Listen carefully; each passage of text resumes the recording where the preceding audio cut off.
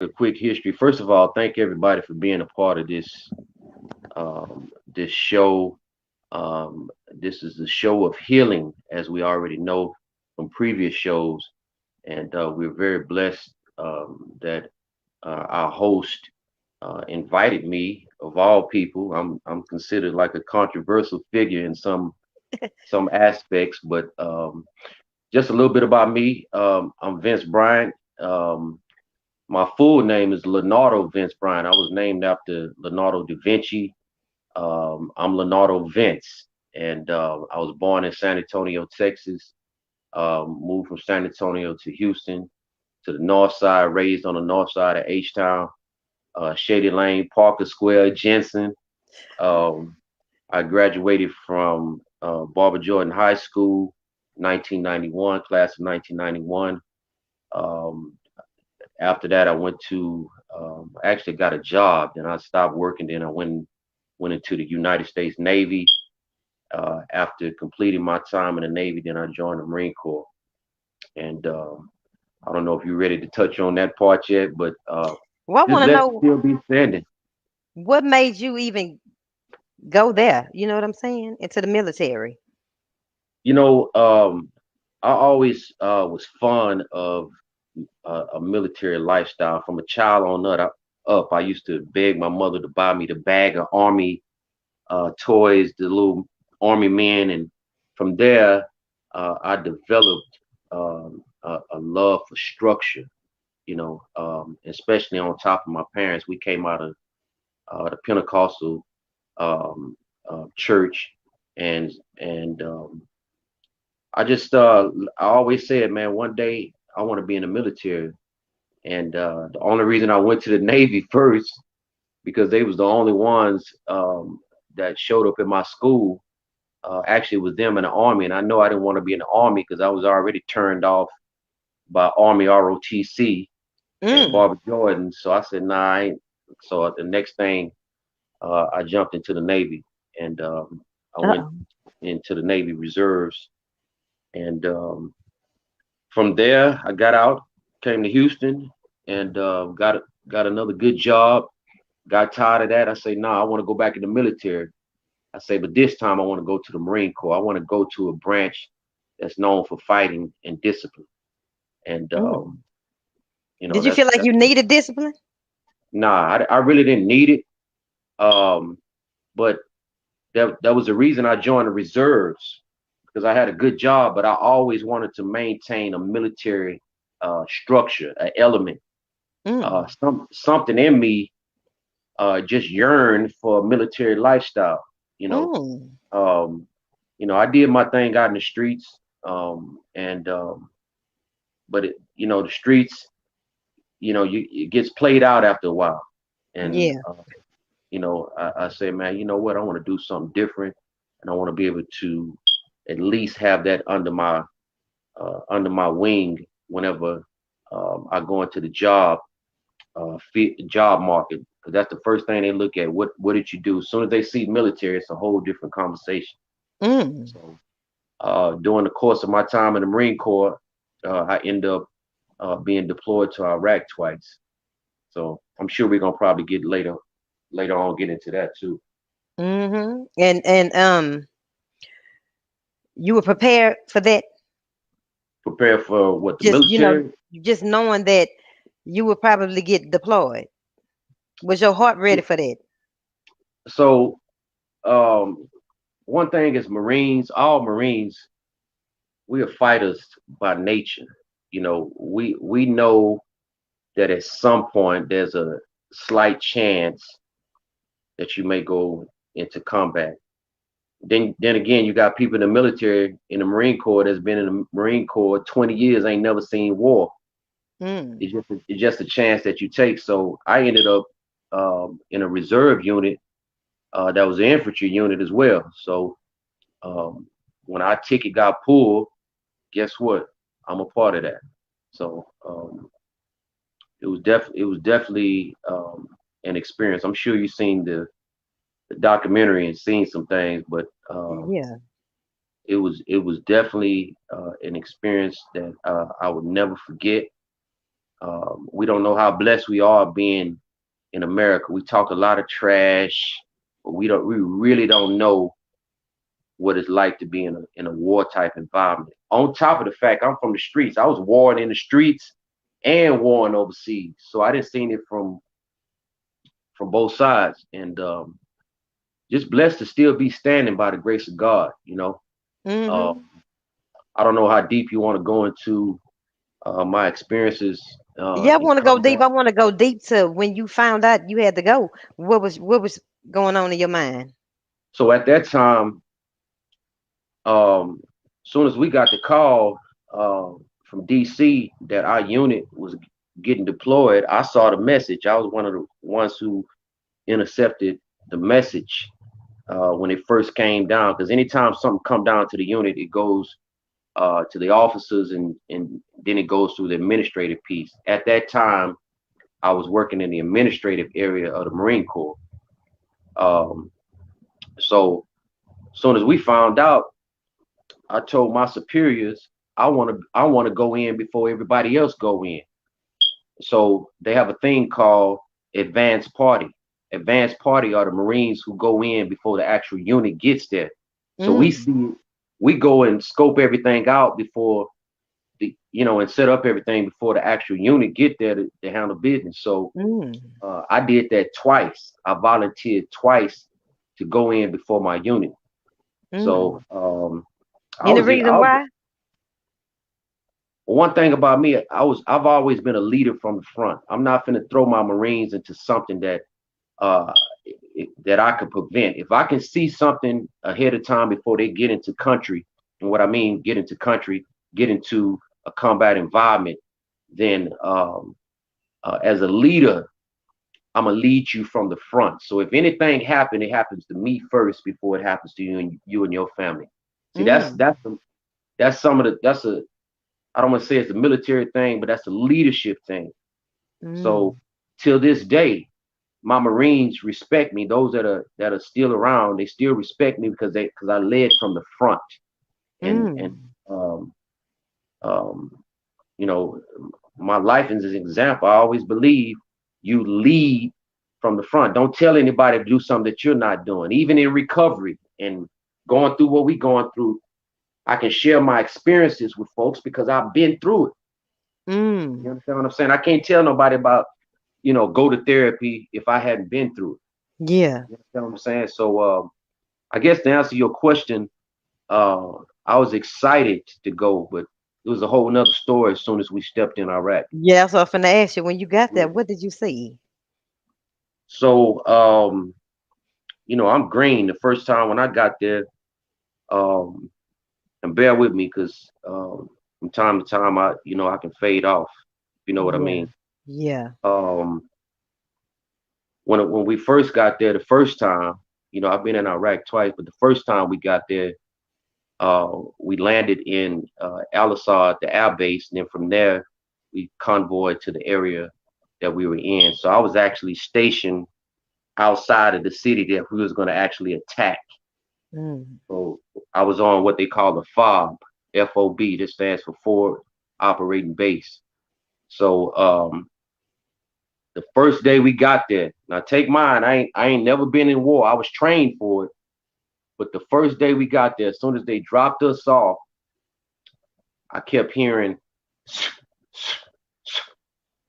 in my mind, I'm like, damn, what the hell is this? And I yeah. just happened to look to the right and I see splashes in the sand, not knowing later um, that was what they call mortars. So the enemy knew that we were coming. Mm, So they gave us what we call a welcome party and showing you, hey, well, we know y'all here, so we ready to get down now. mm, So actually, I kind of talk a little bit about it in the um, in the documentary, mm-hmm.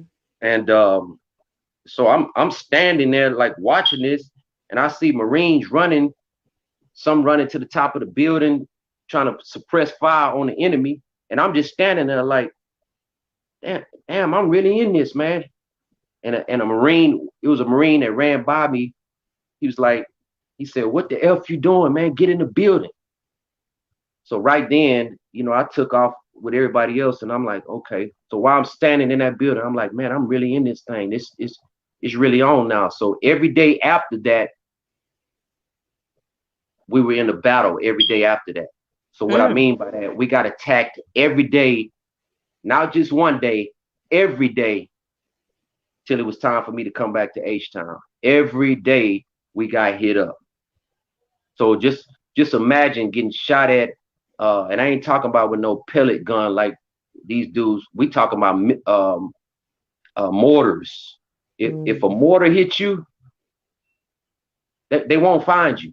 They'll find pieces of you. This is what the enemy was dealing with us.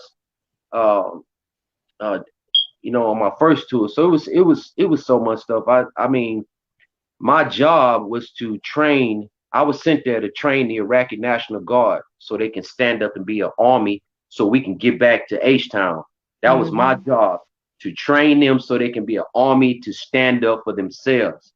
You Mm. know, on TV, we always hear, oh, they just trying to be the big occupiers. Man, we ain't care nothing about y'all country, man. We want to get over there to help y'all so we can get back to our family. So that was my job, to train the Iraqi National Guard. But in the course of training, we got attacked daily. Mm. I mean, I came acquainted with death real quick, Wow. to the point of where, let me just put it this way: people they really don't understand the Marine Corps. You can join the Marine Corps to be work in the post office, administration of airplanes, but all Marines, no matter what their job is, they are all trained riflemen. That's our first job. Mm. So if you work in the post office as a Marine, well, you're gonna go out and get some. If you know what I mean, you're gonna put in some work, and then after that, after you kill the enemy, you're gonna come back and pass out mail like it's nothing. Wow. So I mean, um, I took on a certain type of attitude, and I became friends with death. Mm. There was a time, and I'll just share this real briefly. There was a time where the unit I was with, they had killed insurgent, a terrorist, so-called terrorist, as they say. So one thing as Marines, if we kill your child and he a terrorist, well, we're gonna reach out to the family and let them know, hey, look, we killed your son, so you need to come get him. Because in Muslim tradition, they love burying their own in a certain type of manner. You understand what I'm Mhm. saying? So Mhm. so we contacted one family and they said they not coming to get their son. So my unit, with the guys I was with, we had to turn around and bury the guy in the sand. So 2 weeks later, the family reaches back out to us, said they want him now. So Mm. I remember how it was when I put him in the ground. So by that time, my mind is gone. So after we dug him back up, I told one of the Iraqi what was it? One of the Iraqi soldiers, I say, unzip the body bag. So I remember how he looked when we put him in the ground in a body bag. Uh-huh. So I told him, your mind turns into a sick position. Let me put it that way. So I told him to open the bag after we took him back out the ground. And I don't even want to tell you what I saw, Mm. showing you what I was beginning to turn into. We was aching to kill somebody. We felt like, hey, we coming out Iraq. If we can't kill somebody, what the hell we doing here? Mm. That's what you turn to. Yeah, that's what I turned into, somebody who was lusting to kill. Wow. And one mind, was like, damn, we here to help these people, but even some of the Iraqi people, they were just taking America's money, and you're not standing up for your people. Instead, you're allowing the Marines to fight for you. And this is your damn country. Excuse my language. Uh-huh. This is your Uh-huh. country. So they rather Mhm. sacrifice us Mhm. than them stand up for themselves. So by that time, I was like, okay, to hell with this. So we gonna sacrifice some of y'all. And that's Mm. that's that's just I don't want to get too deep into it, but yeah, Mm. that's just and that's just the first tour in Iraq. I mean, we could be all day talking about that experience, but I turned into somebody now. Now looking at it now, I turned into somebody that I never thought I would be, and the effects of that followed me back home to H Town. Yeah. And that's what was those effects? Well, to me, I became heartless. Mm. Uh, I mean, I turned into, um, let's put it this way. Before I left, I was the guy to make everybody laugh and lift their spirit. But when I got back, these are the stories that I hear that I was just out of control. Meaning, um, you know, people come by my house and I let them in. I got weapons everywhere, money Mm. all over the table. Uh, Mm-hmm. just still thinking I'm in war mode. Mm. Um, even now, from time to time, I still have, I revert back to that type of thinking because, I tell myself I'm not going to be caught slipping on no means. But Mm. but therapy helps. You know, it used to be a time where I used to check my doors like 5, 6 times a day. Now it's down to like three, thanks to You was therapy. checking the doors to see if somebody behind there? I keep hearing things because let me say this. Whether I done it, I gotta watch how I say this. Whether I done it intentionally or not, I played part in a lot of people lives being lost, Mm. enemies' lives. I'm not Mm. not innocent folks. Mm-hmm. They fought for what they believe in. We handled our business, and sometimes I think that at some point, you know, and it could be my mind just saying this, but I don't want to be caught slipping. So I always check every little thing. Like even where I'm at right now, I'm out in the middle of nowhere. Mm-hmm. I moved out of Houston because it was just too unsecure for me, and it was just I saw myself going back into the old me. So I guess to get back to the point that I'm making is that I still have what they call in mental health re-experiencing thoughts. Mm. Um, certain things like trigger me off. You understand what I'm Mm. saying? Like kids laughing, that Mm-hmm. triggers me off because it reminds me of the kids when we were on convoy in Iraq. They used to run up to us asking for candy and asking for hearing kids laugh. I automatically think about Iraq. Um, like even right now, my oldest, she's here with me right now. She can kind of recognize some of the signs now. Um, but I believe I'm a lot better thanks to therapy. I'm not gonna sit up here and lie. I done been through like 3, 4 therapies, and they've Mm-hmm. helped me tremendously. Um, but I'm not gonna sit up here on your show and lie like I'm just 100% fixed Yeah. because there was some things that I learned as a Marine that can protect us in this day and time. You understand what I'm saying? Mm-hmm. Even with the Yeah. flood and all that kind of stuff. I mean, not the flood, but the way the weather is right now. See, this ain't nothing to us because we didn't been through worse. I didn't been through cold weather training and mountain training in the mountains and all that. This is nothing, but to the average civilian that haven't dealt with that, Mm-hmm. it's a big deal. But yeah, it's so much, Shay. I'm just glad and very thankful for the prayers of the righteous. Yeah. Now on the documentary, Yeah. you were saying that your mother would tell your kids don't do that, Mm. because it might trigger your fault. What Yeah. what kind of stuff can your own kids do to trigger So you?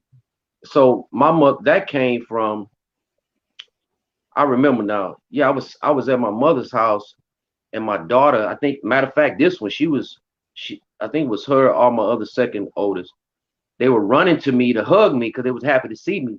And my mother yelled out, "Hey, don't run to your daddy like that." Well, she's still thinking from the 70s because my uncle as a Vietnam veteran, and she remember what he dealt with when he came back and how he was acting. Mhm. You understand what I'm saying? Mhm. They didn't understand, back then they called it flashbacks and shell shock and all that kind of stuff. Mhm.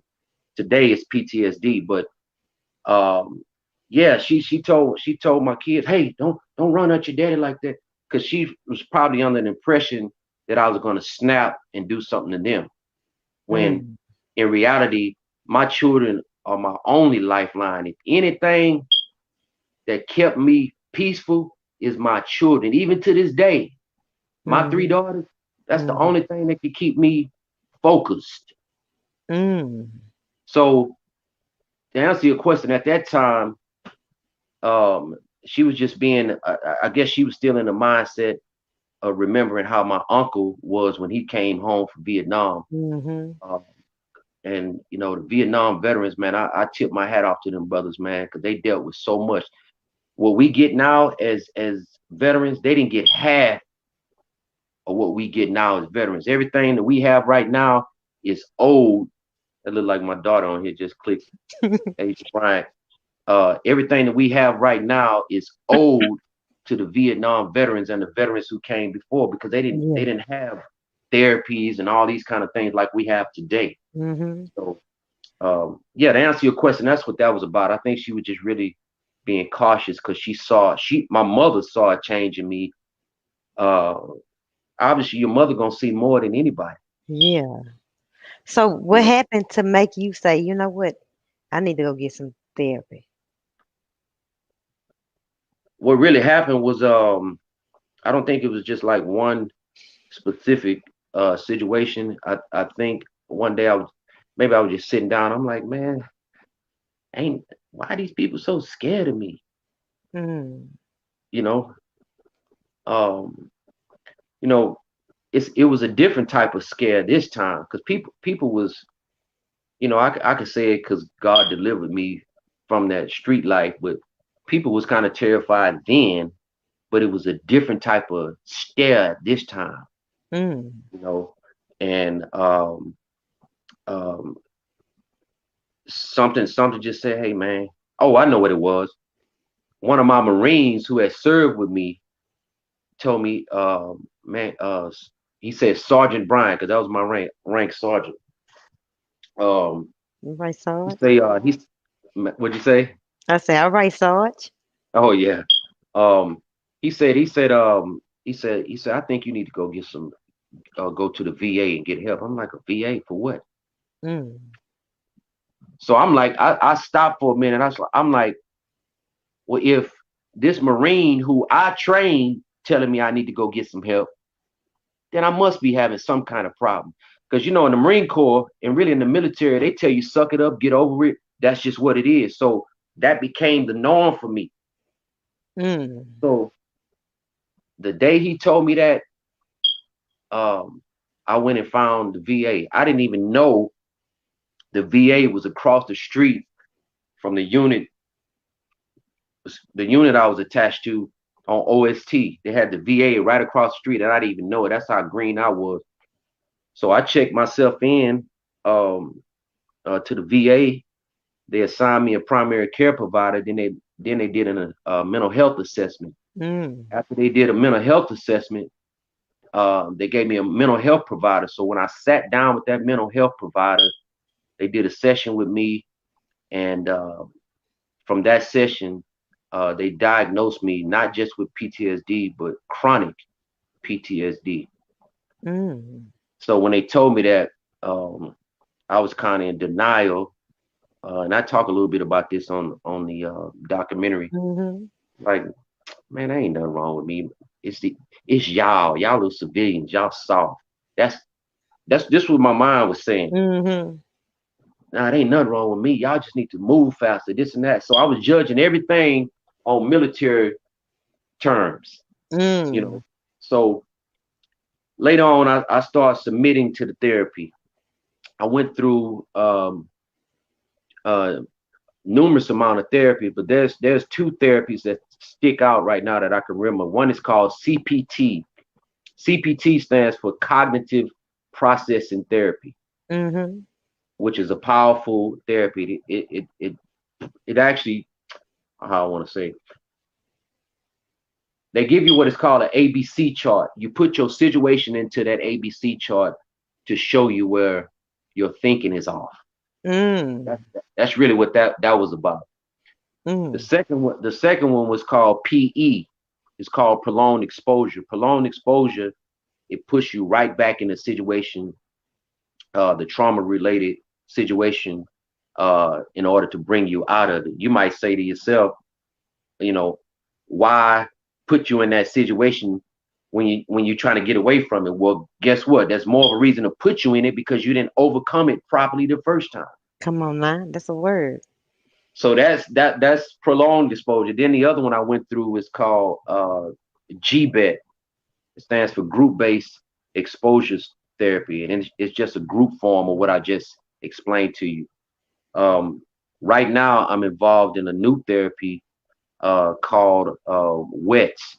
It stands for Writing Effective Training. So you write your trauma out, and the Mm. goal of that is to write it out so you can go and get it out your system to the point of where you write it, you write it, you write it to the point you get tired of talking about it. Mm. So So that's that's the what you therapy. do. That's the therapy I'm going through right now. And Mm. what I do, I share my experiences with other veterans to encourage them to get in it too. Mm-hmm. So what have you seen? What change? What positive change have you seen from those therapies that you went to Me mentally? talk, me talking to you. That's one. Wow. And you couldn't 'Cause do that. for a while, and again, I'm repeating some of the stuff that's on the documentary that I said. For a while, I I want wouldn't you even talk. to. I wouldn't even talk to nobody. I didn't care about talking to nobody. Either y'all get it or you don't. Now I'm starting to open up because I see that my story is encouraging others to go and get help. Mm. You know, you know, they rather hear it from me Mm-hmm. than a psychologist. You would think, well, dang man, that's a psychologist. That's the degreed individual. No, they rather hear it from somebody who has been through it, so they won't feel like they just talking to a college student or a Mm. doctor. You Yeah. know, because a lot of these, especially young veterans, they get out, man. Y'all went to school, man. What you gonna tell me about war? Mm. That's their mentality when they come out of the military. So I just take my experiences and try to encourage others to get help. I'm a lot better. I'm able to talk.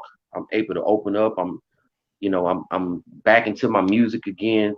Um, just involved in helping homeless veterans. Mm-hmm. Homelessness is a mental illness also. That's a Mm. subject for another time. But I'm taking my story on the road to help others. You know, What does chronic PTSD look like? what does it Because look you said like? you was in denial, so it's a lot of people that might be suffering from PTSD and don't know it. Okay, So what do it look like? so PTSD, for those of you that's watching this, PTSD stands for post traumatic stress disorder. Before I answer that question, I want to kill something that people think this is about. I'm gonna tell you what it's not about. People think PTSD comes from somebody going to war. It ain't got nothing to do with war. Yeah. You, you can experience something so traumatic to where man, you got me thinking about the documentary again. Those of y'all that's watching this, maybe she can put up the link. I want y'all to go see the documentary too. Oh, please watch it. I didn't know it was available. The, PTSD is laced in trauma. You may have experienced something over and over again in your mind. It's a constant reminder. Now, PTSD is one thing, but when you have chronic, that means that's all you think about. It just goes on and on and on and on and on until you stop it at some point or get help for it. For instance, we have a lot of women, military women and civilians who deal with something that's called MST. So what is MST? MST is military sexual trauma. Men go through that too. It ain't just a woman thing. Rape, molestations, all kind of stuff can lead to post-traumatic stress disorder because you constantly thinking that you're gonna be accosted by this person who messed with you in a way that they weren't supposed to. That's PTSD. Mm. Constantly being reminded. You can't give a relationship a chance because you're constantly reminded about what somebody else did to you when it's really not fair, but that's something you got to overcome. Mm. So chronic is just constantly you living in that moment. You living everything you do got to be this way, this way, this way, this way, this way. Okay, okay.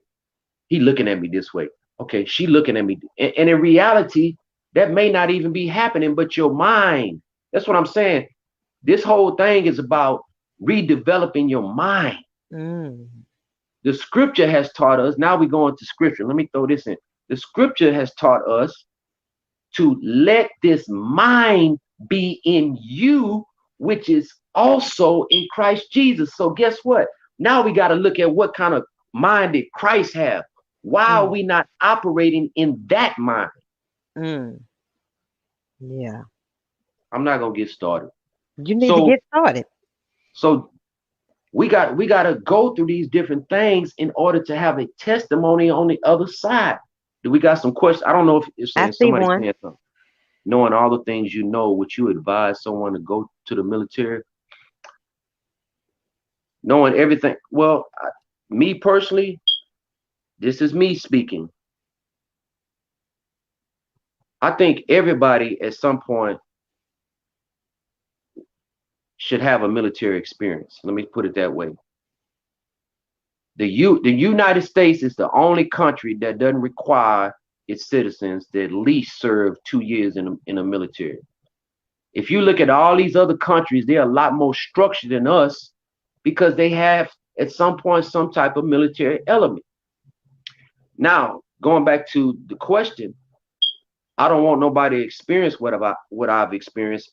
And this is just one story. It's people that have I've seen some real ugly things and experienced some things.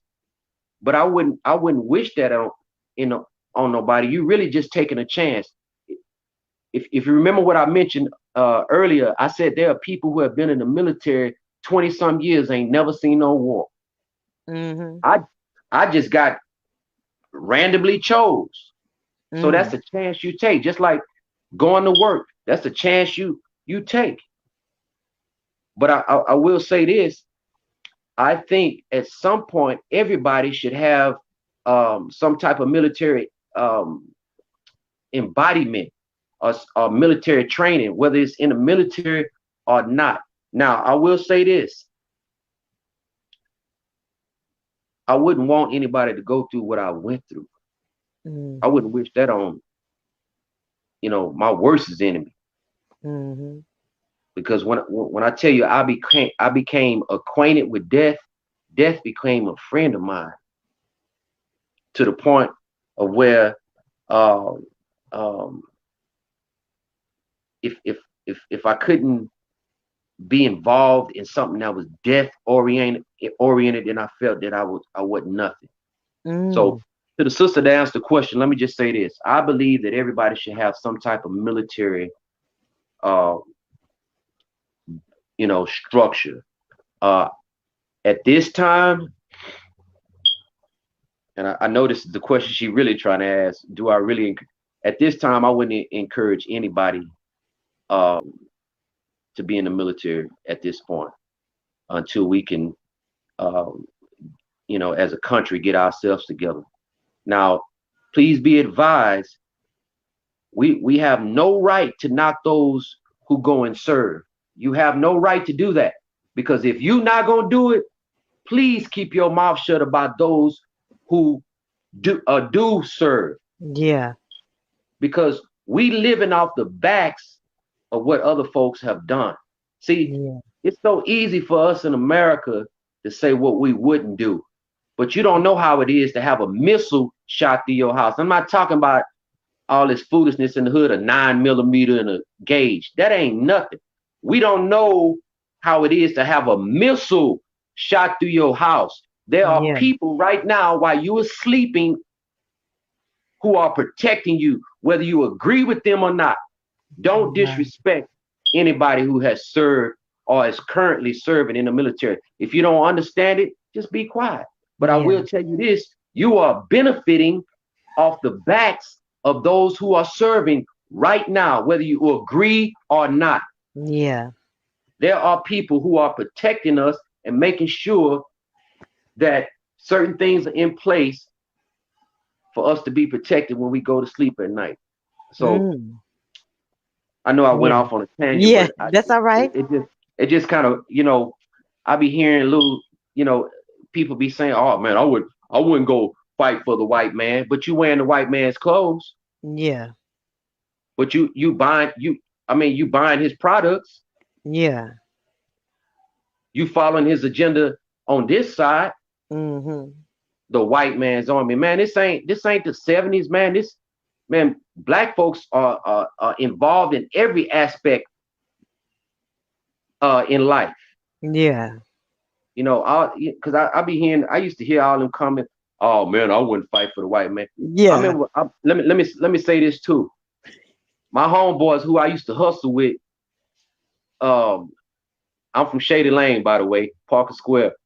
I used to hustle with. When I got back home, them dudes said, "Man, I wish I would." I can show you a text. One of my homeboys just got out the penitentiary. Said, "Man, I wish I would have listened to you back then and did what you did." Mm. These are the same dudes, my homeboys, that was talking Yeah. about, oh man, you was making all that money in the drug game and then you go fight for the white man. Fight for the white man. Man, Yeah. you benefiting off of what we do. And Yeah. and if you look at this, let me say this too. Some of the main ones that's talking that you can't even qualify to get in the military. What y'all think we dummies? Yeah. You got to take a test and you have to qualify to even get in. Wow. It ain't no dummies serving in the military. You Yeah. think they're gonna put dummies on $1 million equipment? I'm just Yeah. throwing that out. Yeah. So to answer your question, let me calm down a little. To answer your question, I think everybody should have some type of military background, but at the end of it, make sure it's followed by education. Yeah. That's what I'm right now. That's what I'm pressing for. Education. Yeah. Educate yourself so you can help somebody else and help yourself out of the condition that we in right now. Yeah. I am a revolutionary too. That's another side. I don't know if you want Uh-oh. to get into I don't know, Lord. But that. I have a question that came to me. Yes, ma'am. Do you remember the moment that you began to feel again? Because you was numb when you came. Oh, What happened when you began to feel again?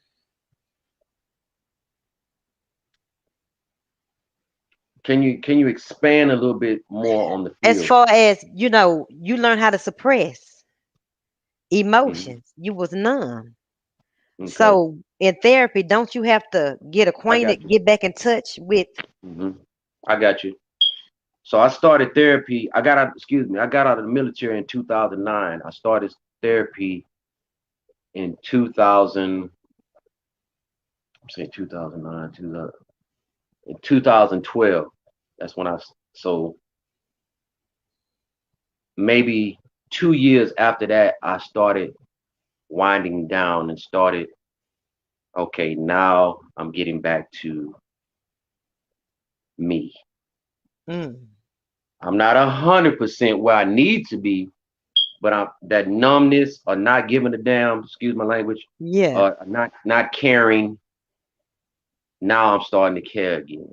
Mm, Now I'm starting to be a little bit more sensitive to people's feelings.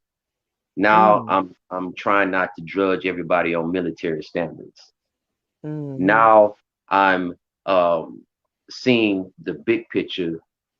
Maybe I am um, being a little too harsh.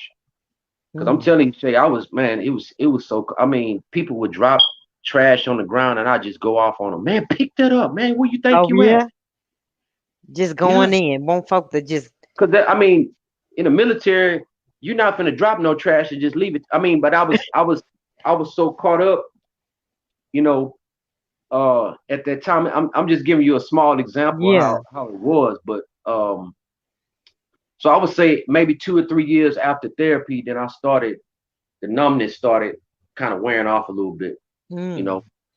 But I stay in therapy. I have to stay in something because I'm not trying to go back to the old me, Mm. like what I turned into, because that person, um, it was heartless, you know. Mm. That person didn't care. That person would go to a funeral home and sleep in a casket with a dead body like it was nothing. Mm. That So person. how does a person? Were you able to have a relationship? Say that's another thing. I got 3 daughters from 3 different relationships. I couldn't keep a relationship. Um, Believe it or not, I'm not in a relationship now. Mm-hmm. Uh, and I think that's because it's just me, and that's another thing. When you gone, you start developing you stop trusting folks. You know what Mm. I'm saying? Because I used to see this. I used to see soldiers and Marines. They getting letters from home that their wives and girlfriends and left them, and I would say to myself, "Dang, why they wait till they get in country, fighting for the country, and then they turn on their husband?" Mm-hmm. So I was thinking like, oh, okay, that same thing gonna happen to me, and um, couldn't keep a relationship, you know, Because you didn't trust them. I didn't trust them, but I also didn't trust myself. To I do didn't what? trust myself to stay focused on just that one person. Mm. And this might sound odd, but I'm gonna tell you like this: when I came back from war, I I was like, man, I just survived all of this, so man, I do whatever I want to. That's the Mm. first time I went to war. The second time I came back, I'm like, man, I'm invincible now. So I'm Mm. I'm enjoying my life. Mm. I took care of my children, all that, and their mothers, but my mom was just drifting everywhere. It was like I was judging them on military standards too. Oh, okay, she like this. Mm. Oh, okay. And it got to the point to where it probably put me in the situation I am right now, still single. Mm-hmm. You know what I'm saying? But Mm-hmm. I'm sure um there's somebody out there. But it'll Mm-hmm. come. The scripture saying what? In due season. Yeah, yeah. So how did you But come yeah, to yeah, that yeah. place of self-love? When I heard your song, no, I'm not finna play with you. man, I love that song. But I love all your songs. But self love came when um and I just sat down one day and say, you know what? I went through all these experiences. I went through therapy, still in therapy. You know, I'm on the road to peace. And I started talking to myself, what can I do to maintain this peace? When I wake up in the morning, what can I do to maintain this peace? I had to talk to myself. What do you want to do, Vince? Mm-hmm. Are you gonna keep going back and forth with folks? Because mentally you can destroy yourself physically. Because that Yeah. that that would yeah, that'll turn into physical health. So I say, you know what? I'm gonna stay in therapy, but I want to get back to loving myself because I've given so much to the world, so much to everybody else, and I've neglected myself in the process. Wow. So, and this was recently, maybe last 3 or 4 years, I started thinking like that. So now I'm happy right now. You know, I'm happy. I'm in a better place right now. You know, my children never left me. They was always, daddy's girls, but more so I'm just happy because I have a different perspective on life. When I get up now, I have a routine. I get up, Mm. get my coffee, go read a book, then get my day going. Then after I work from home also. So when I'm done with that, then I go automatically, I go back and meditate and do yoga. I have a plan now.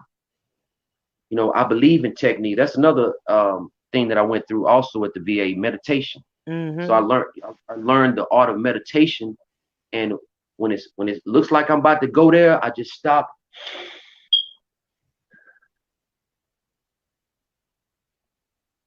just bring myself down. Mhm. We call that in the church the spirit. Before you know it, now I'm just chilling. Okay, let me utilize the tools that I've learned. See, I have to tell myself, okay, Yeah. don't go there. Use the tools you've learned because it'll take a Yeah. split second and you can go from 0 to 1,000. Yeah. Yeah. Yeah. Let me stop. Okay, I'm gonna use this tool today. When it look when it look like somebody's trying to test me, in reality, we don't know what that person has gone through before they even said something to you. So we can't automatically assume they're trying to just mess with you. Mhm.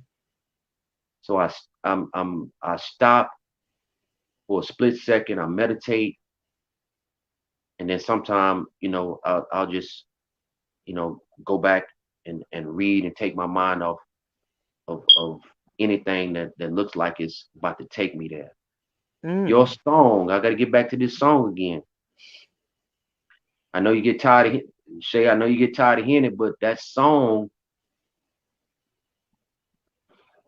was a blessing. You just don't know. I Thank play that you. song over and over again because it's talking about my story. Yes, it's your story, but it's talking about my story and the story of others who have gone through darkness into light. Yeah. There is, if nobody understand anything I'm talking about today, there is hope on the Come other on. side. Come on now. There is life. There is happiness on the other side. But you Wow. got to speak deliverance. Speak it into existence. I'm not going to deal with this no more. Yeah. And you got to get to a point where you hate dealing with foolishness so much till you make the change. Come on now. Sometimes we say, okay, uh, I want to lead a relationship, but no, if it's damaging you, make the choice and get away. I was getting so bombarded in Houston. I said, man, you know what? I got to go. Yeah. I looked at my account. I said, oh man, I got money. I can go move today. Yeah. I went and put my money on my new place, waited till my lease was up, and moved to where I'm at right now. But I made the point of doing it. Sometimes when you have a good heart, people can use you, Yeah. and you get so used to being used to the point you don't see past being used. Yeah. The That's it. scripture has taught us to lay aside every weight, Yeah. not just one weight, every weight Yeah. that so easily besets you. Come on now. I laid aside those weights. I'm Yeah. living good. I'm living good right now. I may not be a millionaire, but I'm living good. I got food, my kids, all of them, they taken care of.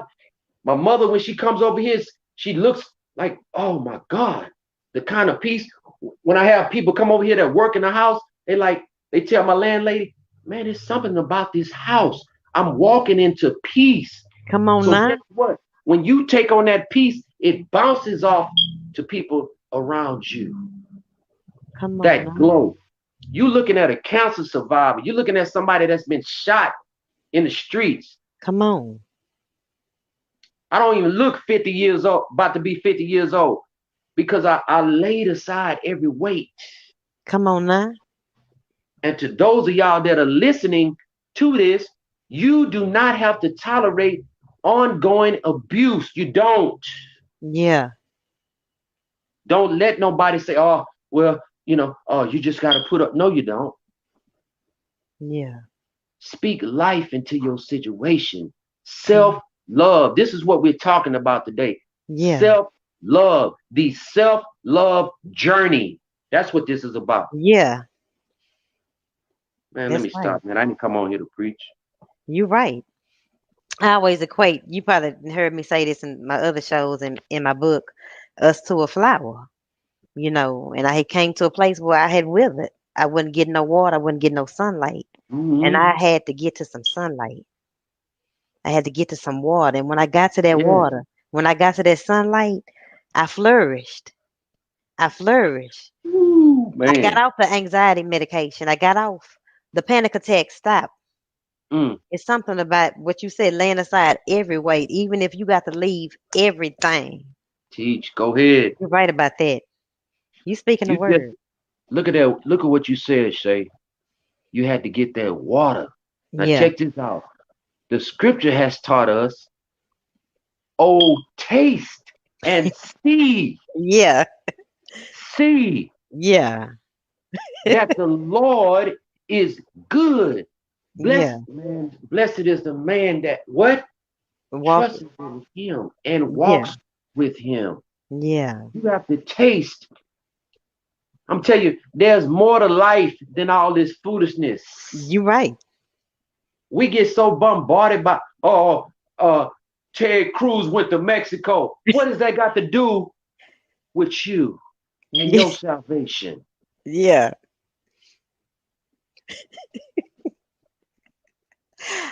I can hear Man, my let me mama laughing stop. at Let that. me stop. You right. But that's powerful. And I just so happy to see, where you are now. What are you helping the veterans do? Because you say you a veteran Yeah, activist. What is yeah. that?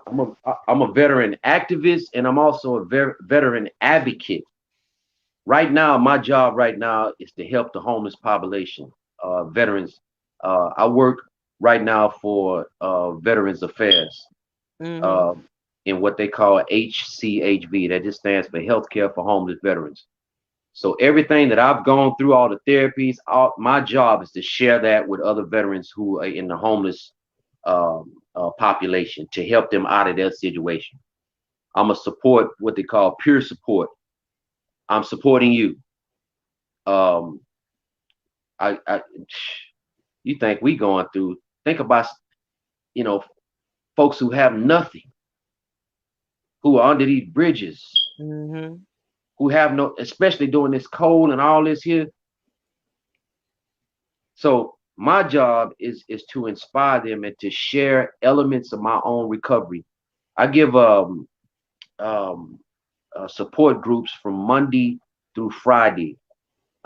Normally I have about 15, 20 guys a day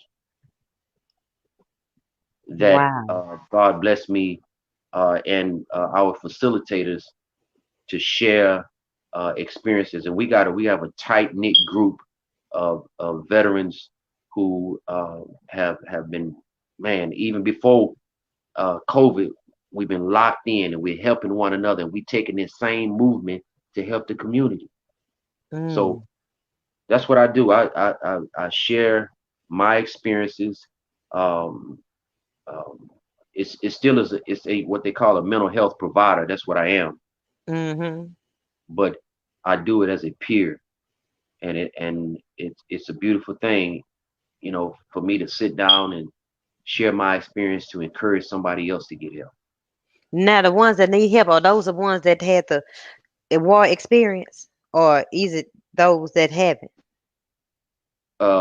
No, it ain't just about war. Just, Mm. I want to make sure I understand your question. You want to know if what The again? the guys that you helping on Okay, Monday? yeah. Yeah. I have a mixed crowd. I got guys from the Vietnam War. I got guys from my time, Persian Gulf, Iraq, Afghanistan, and then I have some guys who just was in the military that never went to war, who suffer from severe depression, anxiety, PTSD, schizophrenia. I got all those guys. Mm. and some of them are homeless and some of them are not. Mm. Yep. So if somebody watching this dealing with, you know, PTSD, what do they need to do? Go to the VA and Well, if you're watching this, you can reach out to me and I can take it from there. mm, Reach out to me and I can get you where you need to get some help. Also, um, those of you that's hearing this right now that are, you know, having some issues, call the crisis line. The crisis line are trained professionals that will help you. Do mm. not sit in that house and isolate because isolation leads into other things. Come on now. Y'all didn't hear what I just said. Isolation leads into other things. If there are people right now who want to help you, get the help. Do not sit in that house going through when there's people right now. I'm not just talking about veterans. I'm talking about humanity. I'm on a humanity mission. That's Yeah, what come I'm on on. now. Yeah. And this thing is bigger than just veterans. I'm trying, excuse me, I ain't gonna say trying because I am doing, affecting change to affect those who need help, Jesus, he chose to despise and reject it. So that's the ones that everybody gave up on, send them to me. What Cause about the ones that I'm a gave up on themselves? yeah, send them to me. And my track record, and I gotta give praise to God because it's not me. I'm just a vessel. But my track record shows somebody just said something. Yeah, you're right, sister. Mia Bourne, she said, don't isolate. Yeah, don't isolate, cause that'll lead into other things. If you're going through, talk to somebody that you know is serious about helping you. Set up what they call a RAP plan. WRAP. RAP stands for Wellness and Recovery Action Plan. Write you a plan out. So in the event you have a depressive mode, if you need somebody to act on your behalf, it's already laid out. This is who I want you to contact. This is who I don't want you to contact. We need to put those people on there because some people trigger you off more. Mm. Set you up a rap plan. So in the event you get into a mode where you can't think, all you got to do is hand them the paper or put it up or post it somewhere where somebody can get access to it. Because the ultimate goal is to get help. It's so much going on in the world right now. Yeah. But I'm telling you right now, everything is not bad in the world. There's a lot of good that's going on that they don't advertise. Mm-hmm. Let's help each other. We all we got. There is no me without we. Yeah. Think about that. Wow. I love it. I love everything about what you said on tonight. I So y'all love it. got I that. love it. I love Now it. you gonna spit something for us before we get out of here? Sister, I just want to be able to sing background for you. If you Okay, if we, you could just we maybe we can if you get could some next time. I sure wanted to hear some of that acapella from you. Just that How to first put part. my energy in everybody else while all alone, neglecting myself. My, uh, Tired of looking for love in everybody else while all alone, not loving myself. myself. Had people turn it back on me like I was nothing. Stress and gaining weight, feeling like I was Like I nothing. would never But enough was was enough. I enough. asked the Lord to build Lord, me up, and He told me that I am somebody. somebody I'm going places. I'm going higher and higher, higher in higher, time. higher. Moving forward into my greatness. 'Cause I deserve it all. I'm giving my Man, all to loving me. Can't woo, let nothing stop me from loving me. All woo, right. sister. Y'all give, hey, those of y'all that's watching. man, if y'all ain't got that single, go get that single because that single alone